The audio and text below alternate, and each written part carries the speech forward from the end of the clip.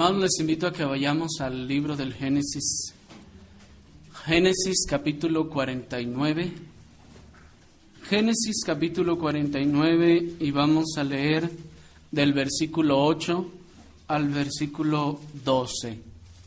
Génesis 49, 8 al 12.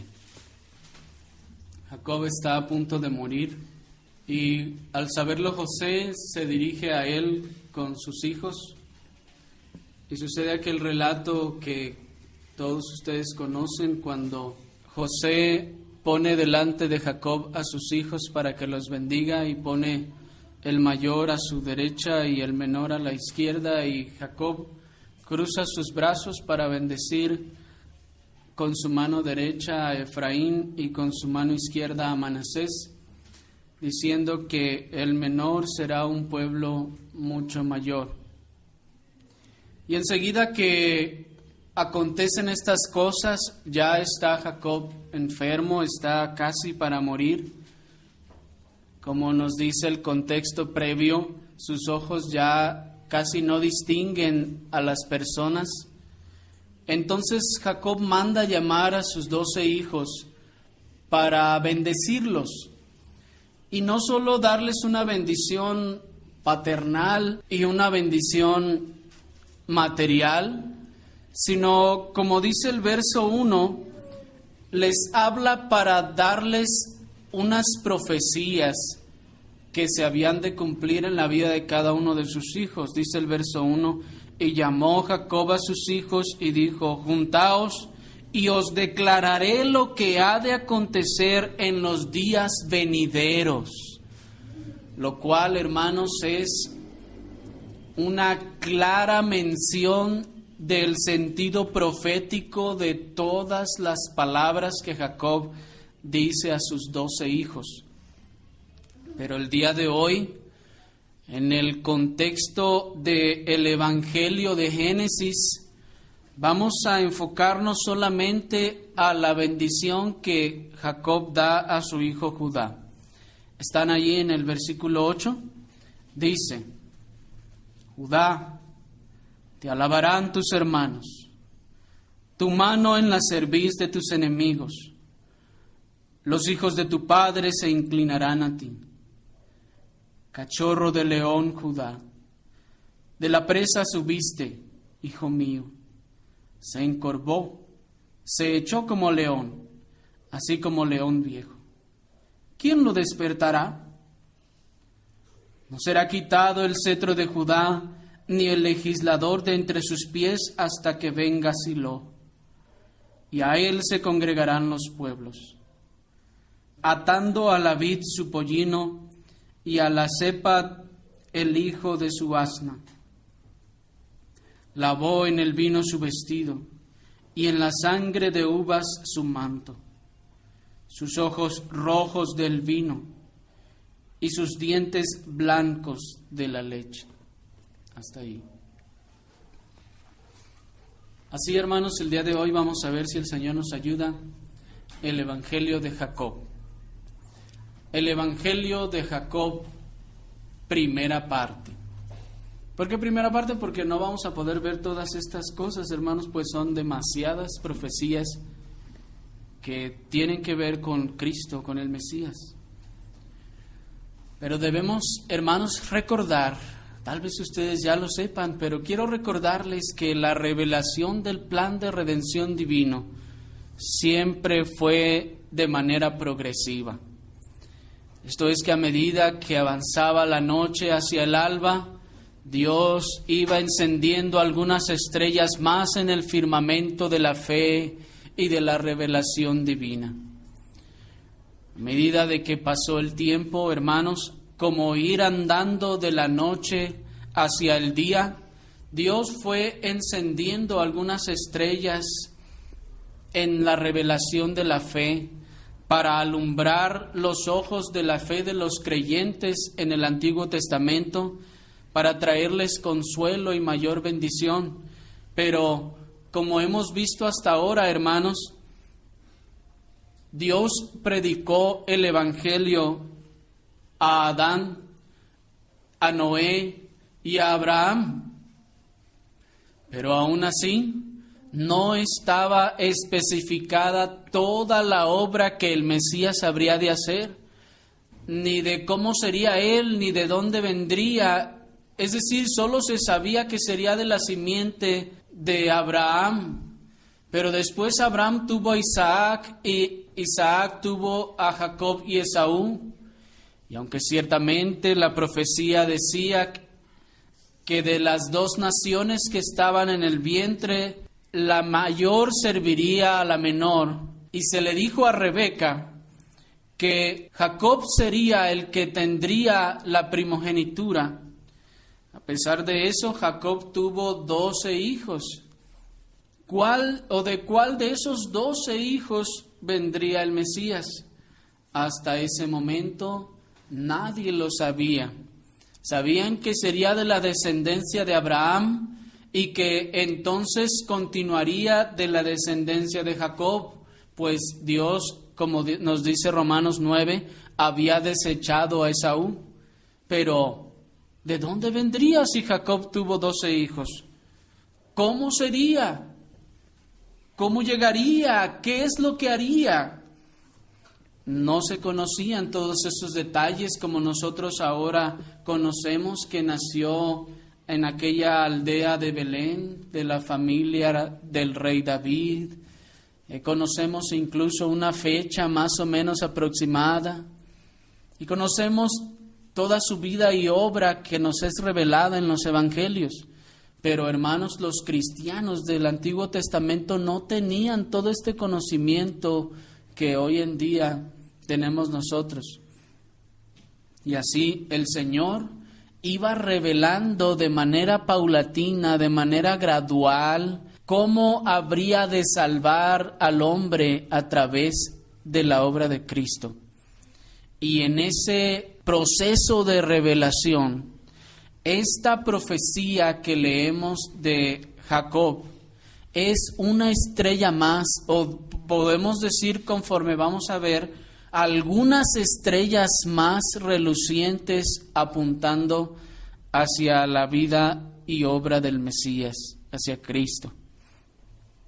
Así que aquí encontramos a Jacob como profeta, desvelando otras grandes lumbreras que iluminarían el camino hacia Cristo, y que como el gran dedo autoritativo de Dios apuntaban hacia Cristo, el Rey, el Salvador de su pueblo.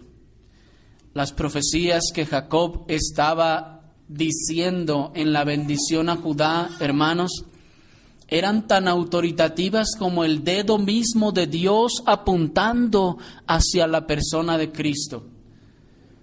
Pero recordemos que como casi todas las profecías, si no podemos decir todas, esta profecía también tendría un cumplimiento terrenal y un componente que supera el cumplimiento terrenal, elevándose hasta las alturas de la vida espiritual y aún hasta las grandes alturas sublimes de la persona de Cristo.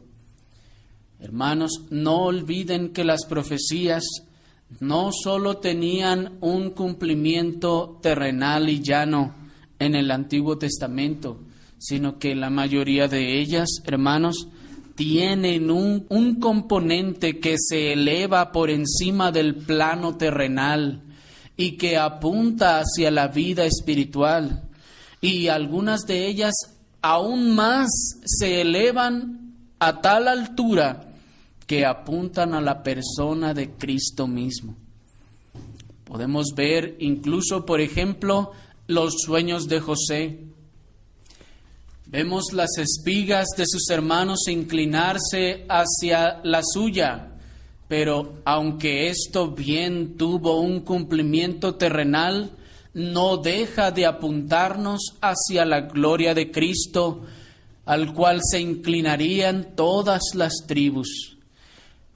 Aquel sueño de las estrellas y el sol alrededor de la otra estrella que era José, no es también otra cosa, sino que nos apunta a la obra de Cristo, a cómo la obra de redención era algo cristocéntrico. Cristo en el centro y todas las demás cosas girando en su entorno. Cristo como el eje, Cristo como el centro de todas las cosas. En este primer sentido de la profecía que da Jacob a sus hijos, el cuarto de sus hijos estaba recibiendo la supremacía y autoridad sobre sus hermanos. Dice el verso 8, Judá, te alabarán tus hermanos, tu mano en la cerviz de tus enemigos, los hijos de tu padre se inclinarán a ti. Hermanos, en el primer sentido de la profecía, esto es, en el sentido terrenal y llano, ciertamente Dios aquí estaba hablando sobre la supremacía que Judá iba a tener por sobre sus hermanos. Recordarán ustedes que Judá fue el cuarto de sus hermanos y no fue el primogénito. El primogénito de ellos fue Rubén. Después de él siguió Simeón y después de él siguió Leví y enseguida siguió Judá. Pero como recordarán ustedes, Rubén, dijo el mismo Jacob, que se envileció cuando se acostó con la sierva de su padre. Y al cometer este adulterio y fornicación fue relegado y perdió sus derechos de primogenitura al envilecerse de esta manera. También recuerden ustedes el caso de Simeón y Leví, que después de aquel atroz acto que hicieron con Dina, Simeón y Leví engañaron a aquellos hijos de Siquem y después les fingieron un trato, los hicieron que se circuncidaran. Al tercer día fueron y los mataron a todos. De lo cual, hermanos, fue una acción atroz y terrible, la cual hasta el último día de Jacob la reprobó. Y a causa de eso también los relegó de la primogenitura. E incluso les dijo que estarían esparcidos entre todas las demás tribus.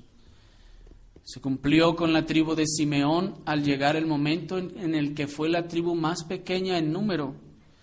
Y se cumplió con la tribu de Leví también al ser esparcida entre todas las tribus, aunque Dios en su grande gracia quiso escoger a la tribu de Leví para levantar de ellos el sacerdocio arónico. Pero entonces seguía Judá. Y aunque Judá también había cometido sus pecados, hermanos, Jacob dejó a Judá como el primogénito moral y autoritativamente hablando entre sus hermanos.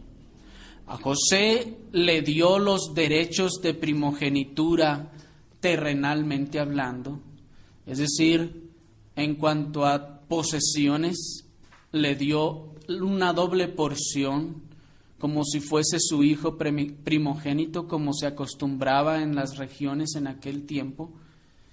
Pero a Judá le dio la primogenitura moral y autoritativa.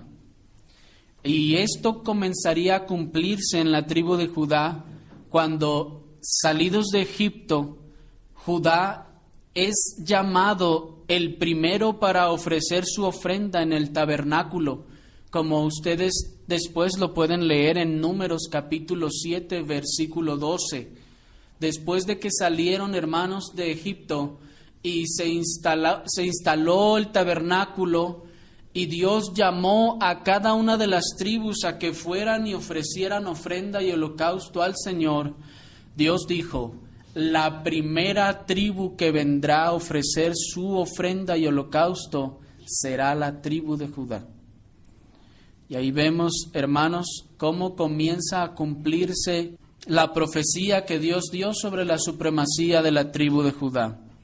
Además de eso, también ellos fueron los primeros, los que fueron llamados los primeros para marchar delante del pueblo, como nos Dice Números capítulo 10, versículo 14. ¿Recuerdan ustedes que todo el pueblo se movía cuando Dios les decía? Y se levantaban sus tiendas y se movía todo el pueblo. Pues Dios dijo que Judá tenía que moverse al frente de todos ellos, como la punta de todos ellos, como el principal de todos ellos. Sería entonces de esta forma y de muchas otras más alabado Judá y reconocido por sus hermanos como el principal. Y además sería el vencedor sobre sus enemigos, pues nos dice el verso, tu mano en la cerviz de tus enemigos. Y esto, hermanos, también se cumplió en la conquista de Canaán, siendo la tribu de Judá la más victoriosa en sus batallas, y siendo Otoniel, pariente de Caleb, descendiente de la tribu de Judá, uno de los hombres más aguerridos, más entusiastas en la guerra y victoriosos también. Y así se cumplía también esta profecía de que su mano estaría por encima de sus enemigos. Pero vemos un cumplimiento mucho más claro en el reinado del rey David. Ustedes recordarán, hermanos, cómo el rey David fue un gran guerrero, un hombre que si nosotros leemos sus batallas y las cosas que él hizo, nosotros no vamos a encontrarle derrotado. Vemos a un hombre al cual Dios ayuda y respalda, y que si sale huyendo, no sale huyendo de sus enemigos, sino en ocasiones de sus pecados y en ocasiones de aquellos que lo quieren matar injustamente, pero ante los cuales él no quiere levantar su mano. Es decir, ante quienes él, por respeto y reverencia, no quiere hacer guerra ni ningún tipo de conflicto. Vemos, hermanos, a este rey victorioso y vemos cumplida también aquí la profecía que Dios le dijo a la tribu de Judá, que sería pues, o que tendría, mejor dicho, la mano por encima de la cerviz de sus enemigos. ¿Qué significa esto de la mano encima de la cerviz de sus enemigos? Bueno, recordarán ustedes lo que decíamos cuando hablábamos sobre la durez de cerviz, que es en esencia el hecho de no querer agachar la cabeza. Y la mano encima de la cerviz da la figura de una persona que toma a la otra y le inclina con la mano hacia abajo en señal de dominio, en señal de autoridad y hasta de posesión. Y por estas razones, las demás tribus de Israel, sus hermanos, se inclinarían ante Judá. Esto es, se inclinarían ante el reinado de los descendientes de la tribu de Judá. Pues sigue diciendo la profecía, los hijos de tu padre se inclinarán a ti, lo cual también viene a cumplimiento cuando Dios pone a los reyes descendientes de la tribu de Judá. El rey David, su hijo Salomón, su hijo Roboam, y todo el resto del linaje de reyes ante los cuales las tribus de Israel habían de inclinarse también. Así pues, hermanos, vemos cómo en este primer plano ciertamente estas profecías se estaban cumpliendo en el plano terrenal. Pero es aquí donde la profecía comienza a tomar mayor velocidad. Y las llantas del avión comienzan a despegarse del suelo. ¿O por qué decimos esto? Porque alguien ha puesto el ejemplo de que las profecías, hermanos, estas profecías mesiánicas y que apuntan a la obra de Cristo, son como un avión en despegue. ¿Cómo es un avión en despegue? Bueno, cuando el avión va a despegar, primero agarra la pista de manera recta y empieza a acelerar y acelera a más de 300 kilómetros por hora. Y cuando ha alcanzado una cierta velocidad, entonces comienzan a desplegarse los alerones, las turbinas empiezan a hacer su trabajo de una manera más fuerte, al grado de que de ir corriendo a gran velocidad, llega un punto y un momento en el que el avión empieza a desprenderse de la tierra. Las llantas del avión empiezan a perder contacto con la superficie de la pista y comienzan a elevarse al punto en el que ya no están más en la pista. Y así son este tipo de profecías, que podemos a veces seguirlas en el plano terrenal, podemos seguirlas en el ras del suelo y aplicarlas a la nación de Israel, por ejemplo, o a algunos personajes a los cuales se haya dicho la profecía. Pero llega un punto, hermanos, en este tipo de profecías, en donde se ve con claridad que las llantas comienzan a despegarse del suelo, en donde se ve, hermanos, que las palabras de la profecía ya no empiezan a tener una conexión real y directa con el personaje o el pueblo a quien se le hizo la profecía de manera terrenal. Y el lenguaje comienza a hacerse más exaltado, el lenguaje comienza a hablar de cosas que incluso ni siquiera ocurrieron con ese personaje, con esa tribu o con esa nación.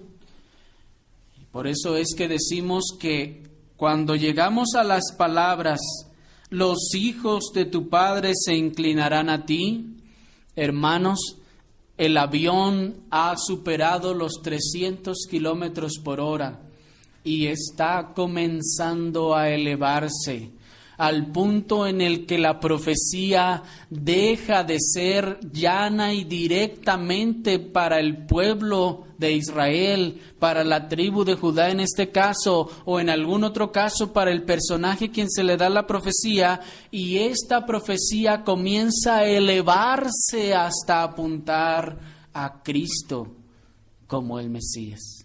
¿Se me estoy explicando?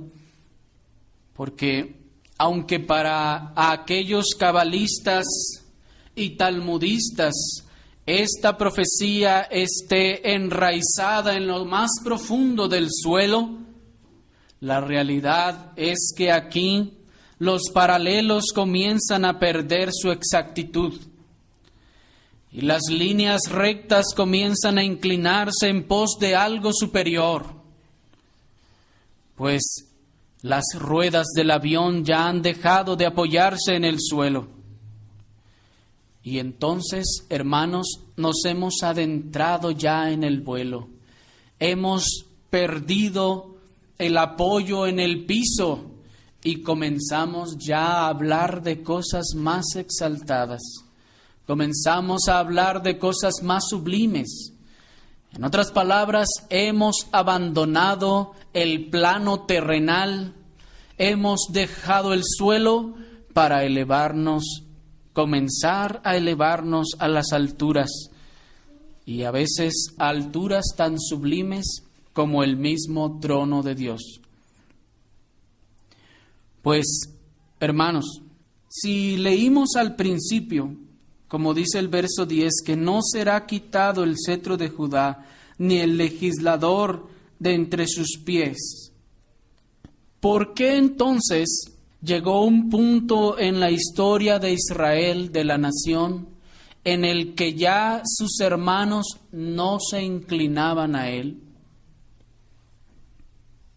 En otras palabras, dijimos que en esta profecía Dios está dando la autoridad y principalidad a Judá como tribu entre sus hermanos. Y le está diciendo que sus hermanos le alabarán. Y le está diciendo también que su mano estará sobre la cerviz de sus enemigos. Y también le está diciendo que los hijos de su padre se inclinarán a él. Pero encima de todo, en el verso 10 le está diciendo, no será quitado el cetro de Judá. Esto es, la autoridad que le está siendo conferida a Judá no le va a ser quitada, ni es legislador de entre sus pies, hasta que venga Silo.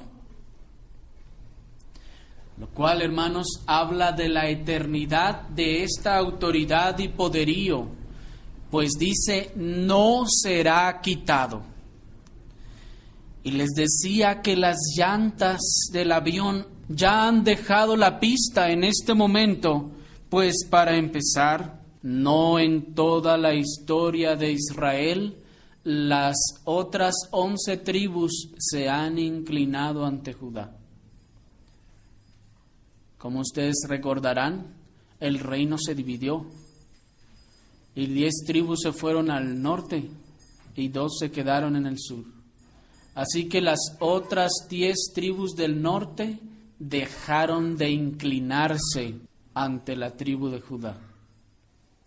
¿Por qué pasó? Si esto solo fuera una profecía que tiene cumplimiento únicamente en lo terrenal. Y dice el verso 10 que no sería quitado su cetro o su autoridad o su reinado. Entonces, ¿por qué las 10 tribus ya no se inclinaron a Judá? ¿Por qué ya no estuvieron bajo el reinado de Judá? Tal vez alguno dirá, bueno, es que cuando se dividió el reino, algunos de cada tribu se fueron a Judá. Bueno, hay un poco de evidencia en la Escritura que nos habla acerca de esto. Pero ciertamente ellos lo hicieron en obediencia a la palabra, pues Dios había dicho que era solo en Jerusalén y en el templo que Dios había bendecido, en donde se llevarían a cabo todos los servicios y sacrificios para Dios. Así que muchas personas de diferentes tribus se trasladaron al reino del sur, a la nación de Judá, dejando el reino del norte. Pero esto no significa que todos ellos, sino solo un pequeño remanente. Y las cabezas de familia, por lo que vemos, muchas quedaron en el reino del norte. Pero si aún esto no fuera así, pregunta, ¿no fue entonces Sedequías el último rey que tuvo Judá? Y que independientemente de todo lo que pasó después y de su regreso del exilio de Babilonia, ya no volvió a haber rey. ¿Cómo entonces se inclinarían sus hermanos a quién? Si se acabó la monarquía, se acabó el reinado y aún hasta el día de hoy, esta raza, esta nación no ha establecido ningún rey del linaje de David.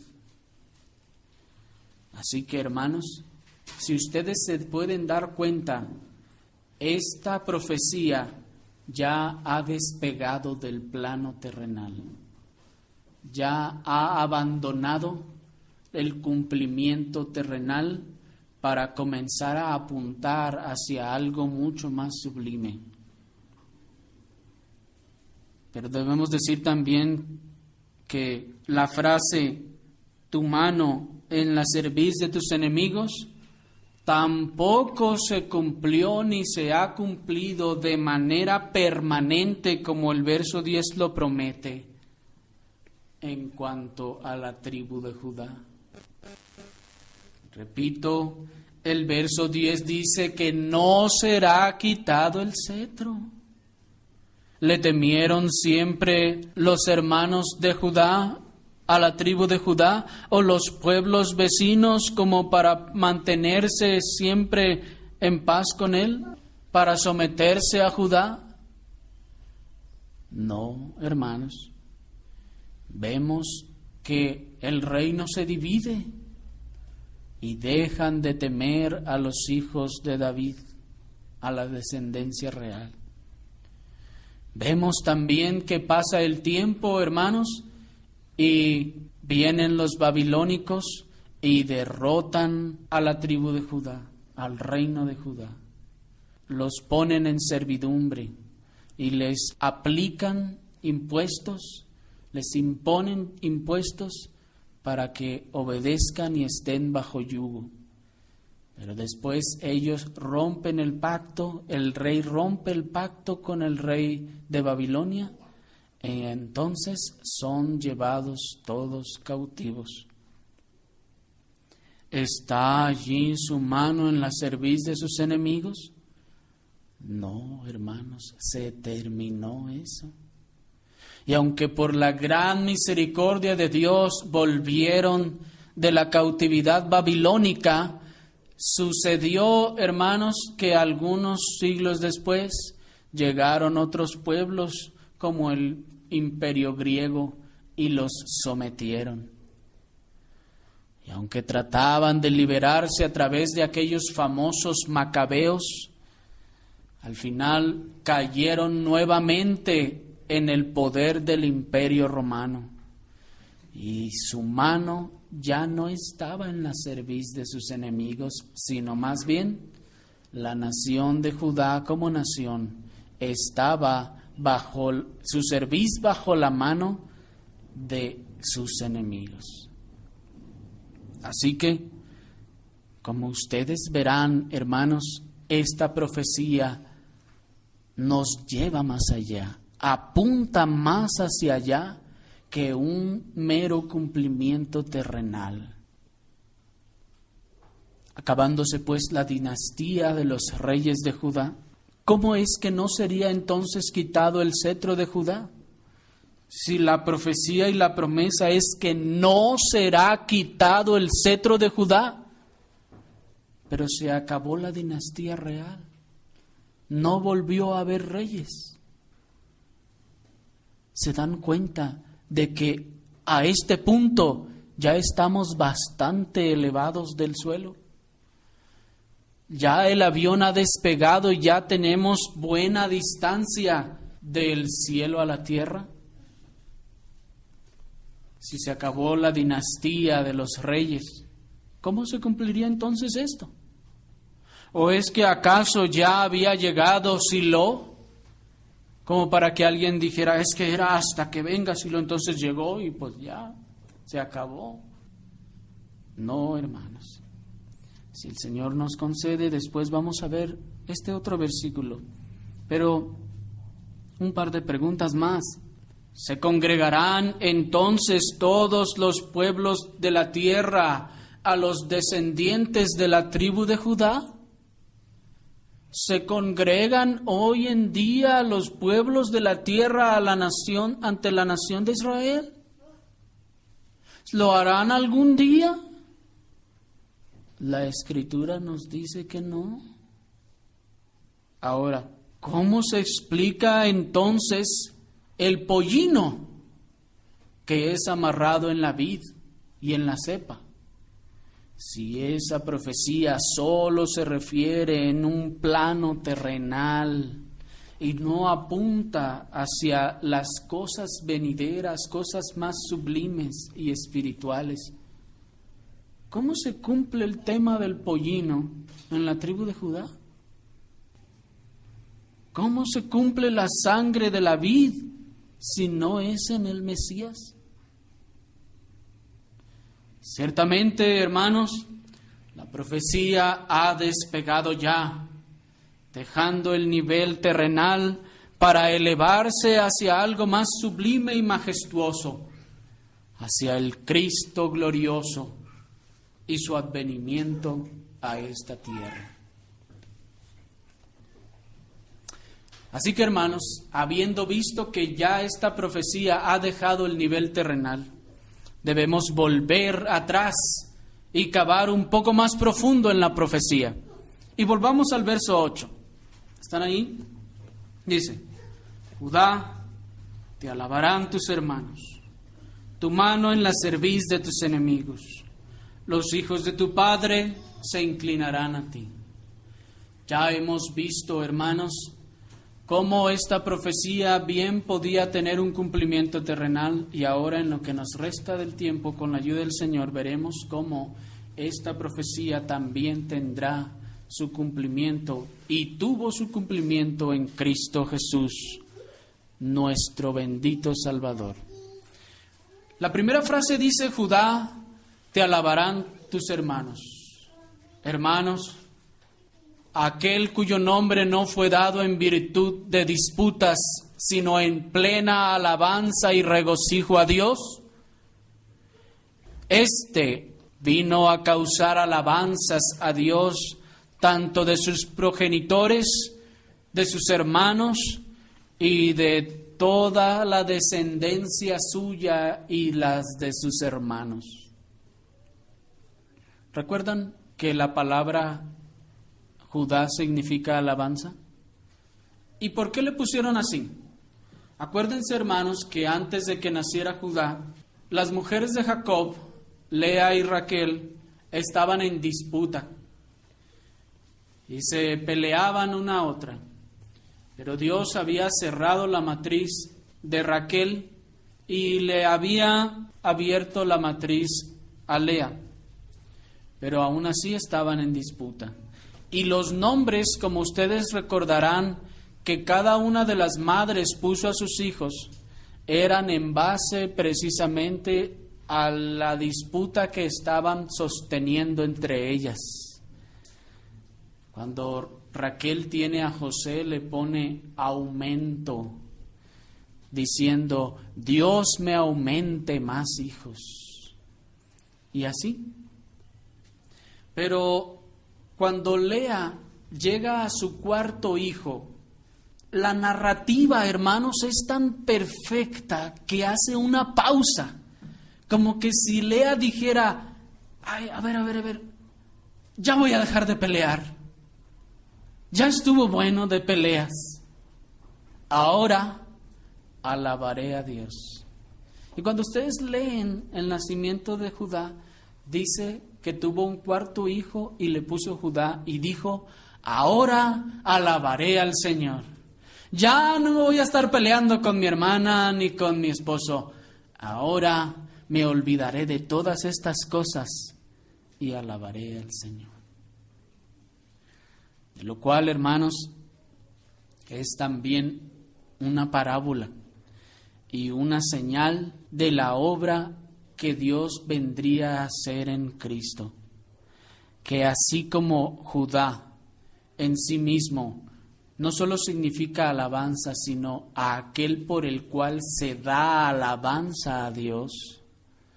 Esto es que porque en Judá Lea alabó a Dios.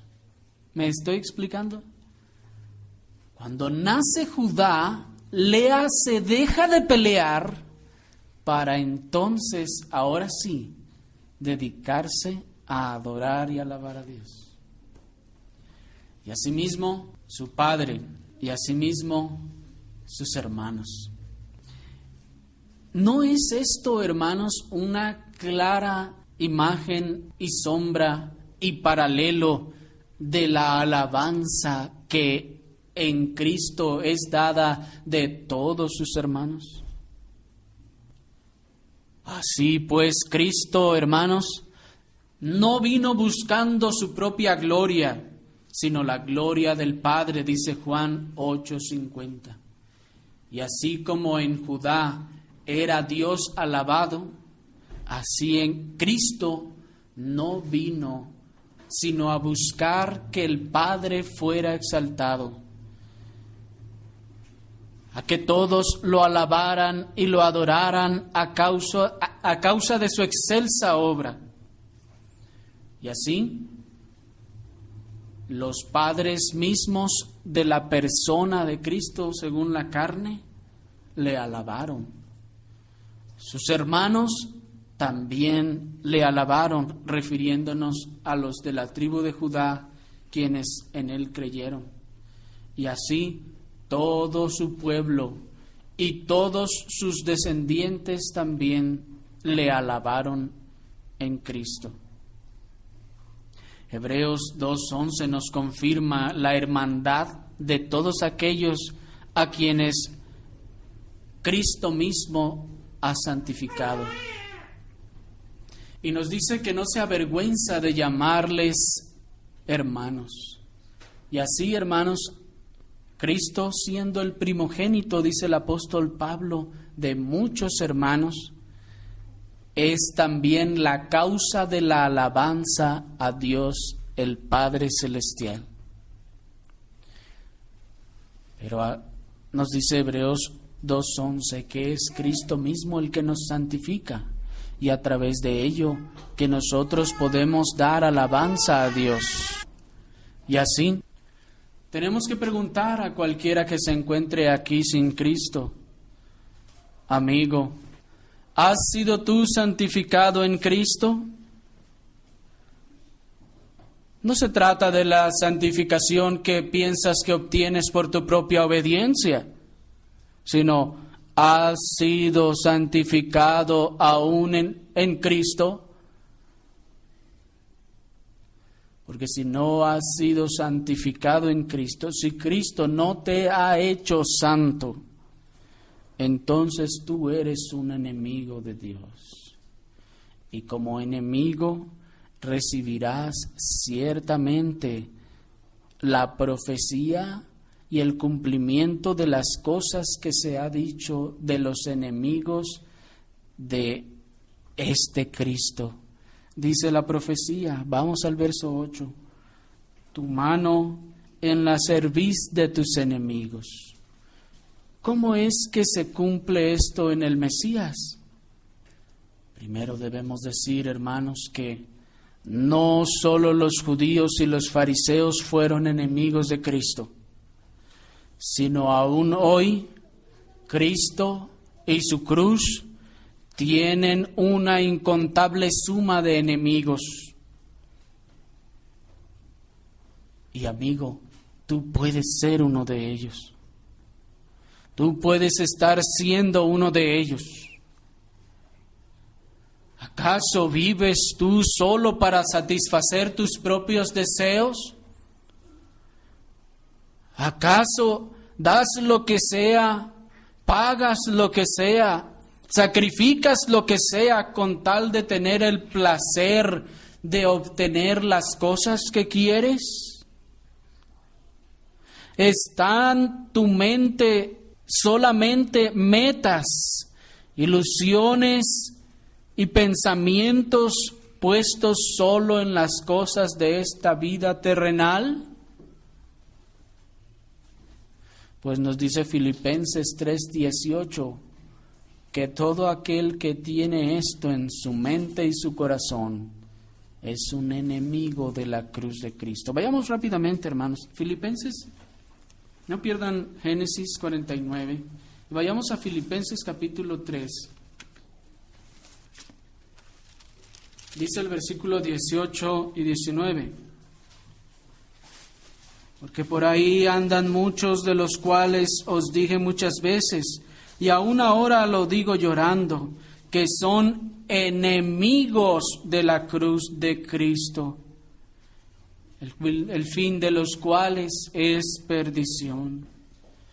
¿Y quiénes son esos enemigos de la cruz de Cristo? Nos sigue diciendo, dice, son aquellos cuyo Dios es el vientre. Y cuando dice vientre, hermanos, no se refiere a la parte del cuerpo, sino se refiere a los deseos de nuestro corazón. Aquellos cuyo Dios son sus propios deseos. De hecho, así dice la Nueva Versión Internacional. Fíjense cómo dice: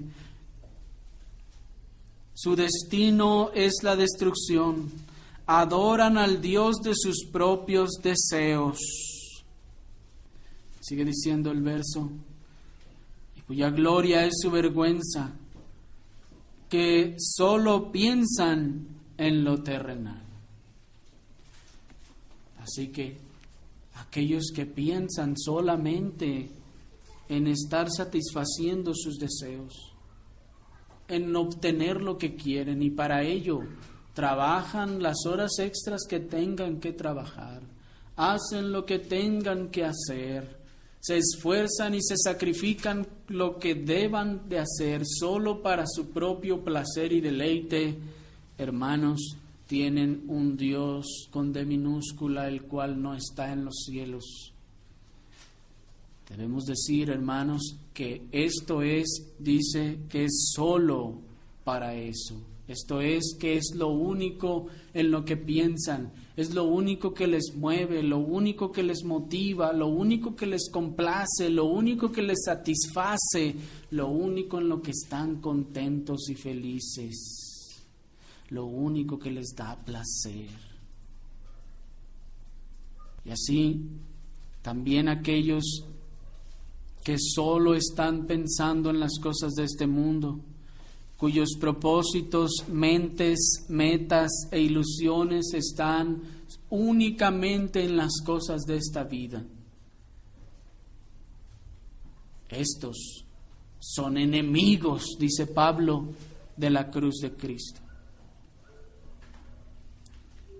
Así, tengan cuidado, porque si alguno de ustedes es uno de esos enemigos, deben saber que todos los enemigos de Cristo serán puestos por estrado de sus pies, según nos dice Hechos capítulo 2, versículo 35, como vimos y leímos al principio. Pero deben saber que hay dos formas de rendirse a los pies de Cristo. Todos los enemigos de Cristo estarán bajo su dominio. Todos sus enemigos serán puestos por estrado de sus pies. Todos. Pero hay dos formas en las que estos enemigos vienen a someterse bajo su autoridad. Hay dos formas en las que estos enemigos son rendidos bajo la mano de Cristo. La primera de ellas, y la mejor de todas, es rendirse de una forma voluntaria. Pues ya leíamos al principio en el Salmo 110, versículo 3, tu pueblo se te ofrecerá voluntariamente. Así, nosotros, todos los seres humanos, toda la raza caída descendiente de Adán, nacimos enemigos de Cristo. Por el pecado que nos fue imputado en Adán, hemos nacido con esa naturaleza inclinada hacia el pecado. Y somos por naturaleza, dice el apóstol Pablo, hijos de ira. Lo mismo dice que todos los demás. Pero hermanos, si todos los enemigos de Cristo han de ser sometidos bajo su autoridad, hay dos formas, pues, de rendirse bajo ella. O venimos voluntariamente a rendirnos bajo su autoridad, venimos en arrepentimiento y fe a someternos a su señorío, o esperamos el día de la batalla en donde seguramente seremos derrotados. El día del juicio. Porque aquel que ahora te ofrece plena salvación, todo el perdón de tus pecados, un día será tu juez, y entonces serás de aquellos que perecen en su justicia. Pues nos dice el versículo 19, que estos perecerán. Por último, vayamos ahí a Génesis 49, 8, el final dice, los hijos de tu Padre se inclinarán a ti. Hermanos, Cristo siempre llamó a la primera persona de la deidad Padre. ¿Recuerdan ustedes? Tanto cuando se dirigió a Él en oración, como cuando habló de Él, hablaba del Padre, el Padre. Y asimismo nos mandó a nosotros también así llamarlo. Y así, en la representación de aquellos 24 ancianos, todos los creyentes del antiguo pacto y del nuevo pacto se postran delante del trono del Cordero y adoran. Y esto también tiene un cumplimiento en Cristo. Y este cumplimiento ocurre en todos los cristianos, que son también hijos de Dios, hijos del Padre, redimidos y salvados en Cristo.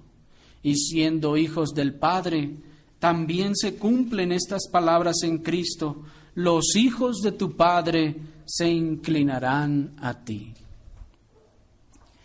Y así pues, como les decía, en estos 24 ancianos, los creyentes del Antiguo y del Nuevo Pacto, todos nos inclinamos ante Cristo, ante ese león de Judá que veremos en la próxima ocasión.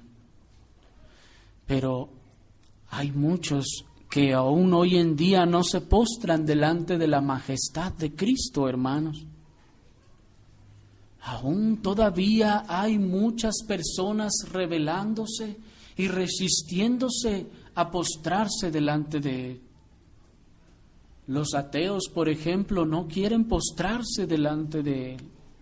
No quieren someterse a Él. Dicen que la Escritura es invención humana y dicen no, y rechazan toda verdad de Dios porque quieren seguir viviendo en sus pecados. Desechan toda la autoridad de la Biblia y la autenticidad a fin de poder sentirse libres para seguir cometiendo con avidez toda clase de pecados. Los hindúes tampoco se postran todavía delante de Cristo, hermanos. Ellos piensan que a través de su fortaleza interior van a poder lograr un estado superior o perfecto y no quieren postrarse delante de Cristo.